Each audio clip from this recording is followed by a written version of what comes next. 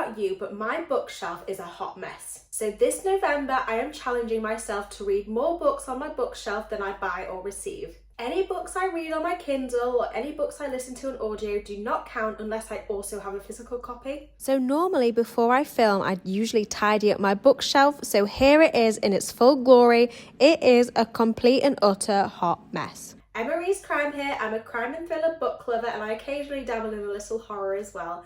Make sure to like this post, hit that subscribe button and drop your thoughts in the comments. So today is the 2nd of November and last night I finished And He Shall Appear by Kate Vanderburgh.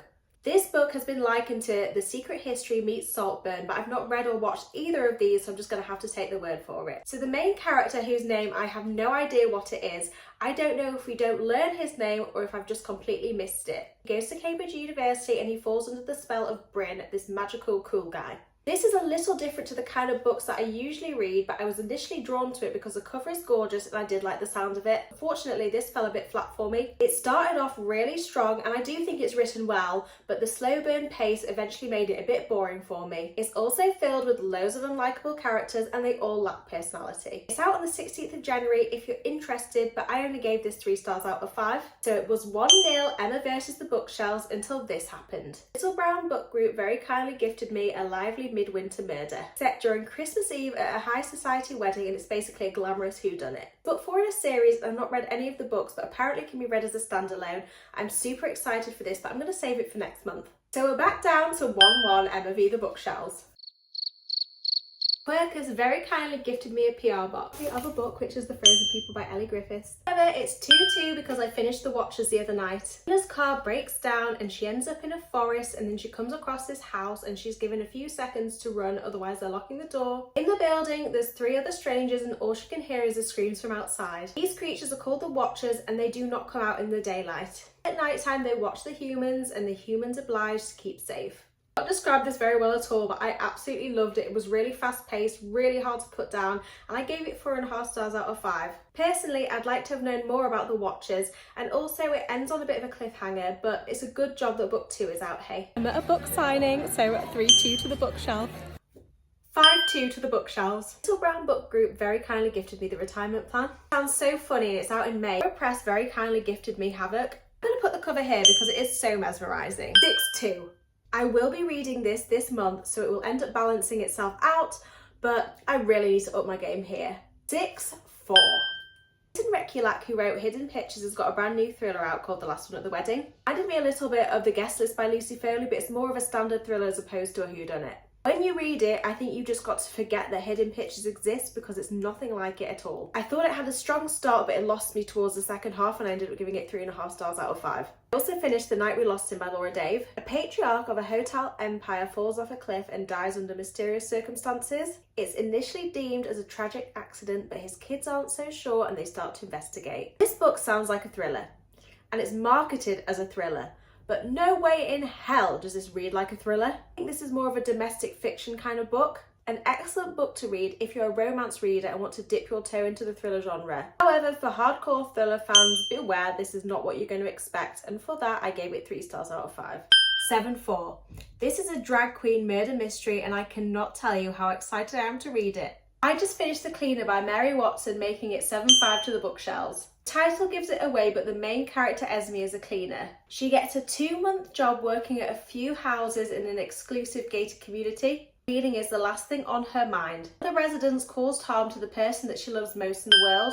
She doesn't know who did it, but when she finds out, she's going to get her revenge. I finished The Romantic Tragedies of a Drama King, taking me to 7-6. It's not a thriller, so I won't go into it too much, but it was an excellent palate cleanser and I gave it 4 stars out of 5. I've received some book mail this week, taking me to 9-6. Oh my gosh, I've had the most mental few days, so I received these books in the post. I got Burn After Reading by Catherine Ryan Howard, which is one of my most anticipated reads for 2025. I got Murder on Line 1 by Jeremy Vine, which is his debut book and I'm so excited to read it. And then I also received An Ethical Guide to Murder by Jenny Morris, which I'm super excited about because not only did I receive the book, but I'm going to be on the Simon & Schuster Likely Suspect crime team for 2025. My first year doing it, so I have no idea what it's going to entail, but it's pretty exciting anyway. I also managed to read 2 books, so it's 12-8 to the bookshelves. First up was Every Smile You Fake by Dorothy Coompson. My friend and I have an in-person book club and this was our pick for November. Profiler and therapist Kez is shocked when she finds a baby in her car. There's a note in the car asking her to take care of the baby and not to look for the mother. Kez believes that she knows who the mother is. She believes it's Brandy, who is a social media star. Me and my friend Michaela, who I run the book club with, we absolutely loved this and we both gave it 4.5 stars out of 5. The story doesn't go in the direction that you think it's going to go in. It's really well written and something completely different to usual thrillers. However, everybody else in book club absolutely hated it. I don't know if you read a different book to everybody, but I've got to be honest with you, we loved it, but everyone else hated it. In Famous Last Words by Gillian McAllister, it's Cam's first day back at work after mat leave and it's her baby's first day at nursery. Slight problem though, her husband Luke is nowhere to be seen, but he's left a really weird note behind. This is so addictive and I really struggled to put it down. It was really very close to being a 5-star read, however I thought the ending was really predictable and it let it down. I've got less than a week left of November, so I really need to get my act together. I'm trying to have positive vibes that I'm going to end up reading more books than I buy and receive, but at this stage, I'm not so sure. November is finally over, so let's wrap this up. So I received and read this, so it takes me to 13/9. Two mothers with babies in the car end up having a fatal crash and one of the babies doesn't survive. There's only one witness and to throw a spanner in the works, that witness happens to be the aunt of one of the mothers. I really enjoyed this and it was a strong 4 stars out of 5 from me. So you might recognise this from earlier on in the video, but I finally finished She's Always Hungry by Eliza Clark. So this has ended up being neutral, but it is now 13/10 to the bookshelf. So this is a collection of short stories ranging from a variety of different genres, including horror and sci-fi by Eliza Clark, who wrote Penance and Boy Parts. I had really high hopes for this because Penance was my book of 2023, however this just wasn't my cup of tea. I just don't think I'm a short story kind of person, and I gave it 2.5 stars out of 5. Again, this one's ended up balancing itself out because I bought it on earlier in the month, but I've also read it, so it's now 13/11 to the bookshelf. This is book 7 in the Detective Robert Hunter series. It can be read as a standalone, and I ended up giving it 4.5 stars out of 5.